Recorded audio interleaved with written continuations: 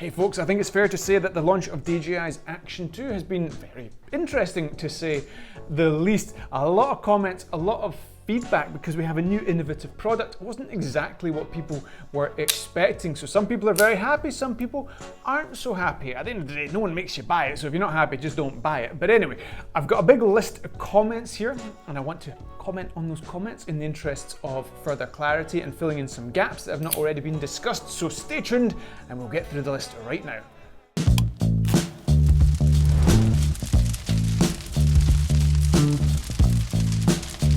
Stewart Carroll here, pleasure to talk to you as always. Now, full disclosure, DJI sends us products, GoPro doesn't send us anything. We're very lucky to be sent products by DJI, but does that mean that we are untrustworthy shills that cannot be trusted? I don't think so. I don't think I've really given you any reason to think that, but I'm not going to be able to convince every single one of you, so do with that information as you wish. When I look at the list of comments here that people have been making, positive and negative, there's two things that stand out for me that I think we need to keep in mind. The first is, do you value the small form factor? Does it make any difference to you that the camera weighs 55 grams and it's got basically full functionality in there? Some of you don't care about that, and if that's the case, then the limitations that this brings, which we'll get into in a second, are a big problem. If on the other hand you have a use for a camera like this and you can take advantage of the small form factor, then you might be better able or better positioned to accept any downsides that come with that form factor. The second theme that I've picked up from a lot of the comments, both positive and negative, is that we need to keep in mind this is an action camera. This is not a miniature mirrorless camera like the one that's filming me now, or DSLR. That's not what it's intended to be, so as a consequence it's small, as we've discussed. It's also meant to be fairly durable and also have tons of versatility and mounting options and waterproof functionality and so on and so forth. It has action characteristics. If you don't care about the action characteristics, then again you might not be willing to accept any downsides that come with this action functionality. So when we review any piece of tech, we need to keep in mind who the end user is intended to be. You don't go and buy a Ferrari and then complain that you can't get the golf clubs in the back. You need to buy the right tool for the right job, and as I say, this is a small, practical action camera, not a miniature DSLR. Anyway, let's get into the list. Magnets are not strong enough. If a clip goes, it will fall off, right? It's magnetic, as you know, and the clips are these little clips that clip on the attachments or clip on the mounts or whatever the case may be. I can't really relate to that one. In my experience, that's absolutely not the case. These magnets are strong, and also the clips are robust. I don't have any concerns about the durability of this. Now, admittedly, if I was going to do my absolute best to smash this off the table, I'm sure we would have a problem, and side by side, the GoPro 10 would probably fare better if I was going to smash it off a table. But I'm not sure that's the best way to use your camera. Durability, only DJI can repair it, no removable lens cover. Yes, very true, and definitely not a good thing at the end of the day. If you smash this, you're going to have to send it away to get it fixed. Remember the meltdown people had when the GoPro 8 didn't come with a removable lens cover? Well, same kind of issue here at the end of the day. Its modularity is just like the Insta360 One R. Yes, yeah, there's an element of truth in that. They are both modular. I wonder if this is aimed at taking a swipe at Insta more so than it is aimed at taking a swipe at GoPro. It's a very competitive industry after all. The only thing I would say is that the Insta360 One R has to be, fully attached in its three component parts to operate. So it's not really comparable. This is the full camera. This has full functionality with the exception of restricted internal memory, battery life, and you don't have any speakers in this when you're playing back your footage. So this is the camera. You can't do that with an Insta360 One R. If you take this apart, it doesn't do anything. Some people wondering if they can use their GoPro accessories, the traditional GoPro mount, threaded screw mount. Yes, you can. It comes with a GoPro mount, essentially, magnetic attachment that goes onto the camera. But yes, you can still use your GoPro accessories. Just use your phone. No, I don't really subscribe to that one. Action cameras have electronic image stabilization, which is far superior to the optical image stabilization you get on phones. Check out the video we did on that. I think you'll find it quite illuminating. Added to that, I certainly wouldn't be that inclined to stick a phone on the front of a car or up on a helmet or whatever the case may be. That's giving no credit whatsoever to the small form factor and durability advantages that come from having action cameras. The power module and the front screen module are not waterproof. Yes, it's true, the camera in this configuration is not waterproof. I don't think that's a massive concern, I have to say. First of all, if you need to use it like this, you can get the waterproof case. Second of all, this is waterproof down to 10 meters, so for your casual waterproofing, you're absolutely sorted in this respect. Yes, you're limited in terms of your memory and your battery life, but it seems like a reasonable compromise to be able to take a module like that and just use it as you wish without having to give any thought to whether or not it gets wet.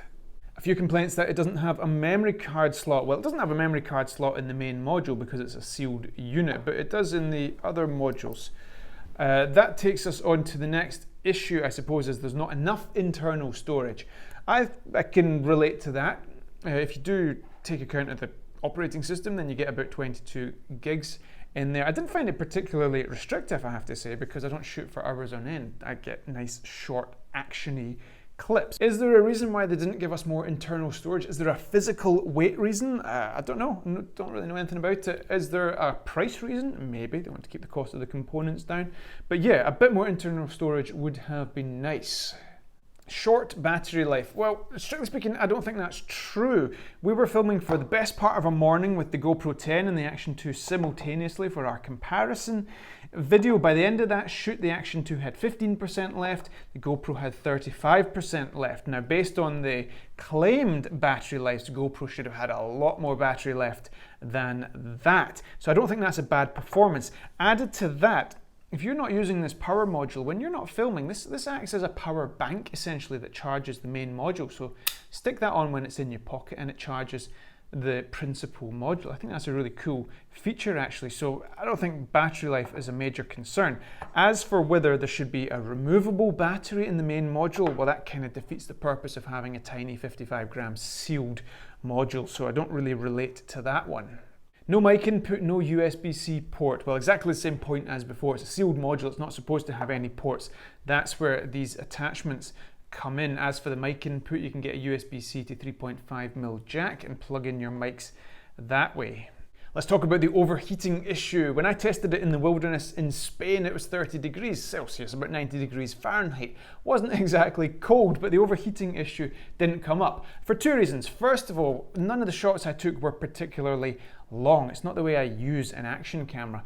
Second of all, any shots that were long, like when it was mounted to the front of a car on a suction cup mount, for example, there's a ton of wind rushing past. So those shots were sometimes 6-7 minutes long, but there'd be airflow there, like there would be if you're skiing or on a motorbike or whatever the case may be. So there's two very important variables there to keep in mind. If your intended use case does involve you running this thing for extended periods of time, then yeah, I think this is a very legitimate concern that it's not going to satisfy your needs. The thing does get very hot to the touch, but for me it's certainly never switched off because the issue didn't really come up. If you are planning on recording for extended periods of time, then I'd have thought you'd be using the power module anyway, and that does away with most of the overheating concerns. As for recording more than 5 minutes at 120 frames per second, don't get me wrong, I'd like a lot more security than 5 minutes before my camera shuts off. Having said that, at 120 frames per second, what scenario would you need to record for more than 5 minutes? You're going to get 25 minutes of footage if you do that. Anytime I shoot slow motion, a few seconds at a time. Otherwise you end up with these enormous clips that you need to sift through when you're editing, and it's kind of pointless. So I'm not saying it's not an issue, it's definitely a potential downside. It's something you're going to have to weigh up depending on your use case scenario. I do think DJI's maybe dropped the ball a little bit on this one, but let's keep clear heads about it as well. No horizon leveling in 4K. Indeed, that's something that I pointed out in one of the previous videos. The horizon leveling here punches into 2.7K, and I think the reason for that is so we can get the cool trick of being able to go all the way around and basically beat the 45 degrees that you can get with a GoPro. I think it would be nice to have an intermediate stage where We give up on this idea of going all the way around, but we do whatever is necessary to be able to maintain the higher resolution, even if that is only 30 degrees or 40 degrees. It'd be nice to at least have the option. No 5.3K video and only 12 megapixel photos. Yes, all true, especially if you compare it with the GoPro, which has 5.3K resolution and 23 megapixel photos. Yeah, it outshines the Action 2 in that respect, if resolution is your concern. It's expensive, yes, $399 or $519 if you include the front screen module is expensive, and it certainly gives you pause for thought in any situation. Added to that, there's some great cheaper options. The GoPro 8, absolutely fantastic. Osmo Action Original Osmo Action gives you similar-ish camera performance, but obviously in a completely different form factor and the considerations that entails. So we do have a lot of cheaper alternatives, and that's before you even look at some of the less premium and renowned camera manufacturers.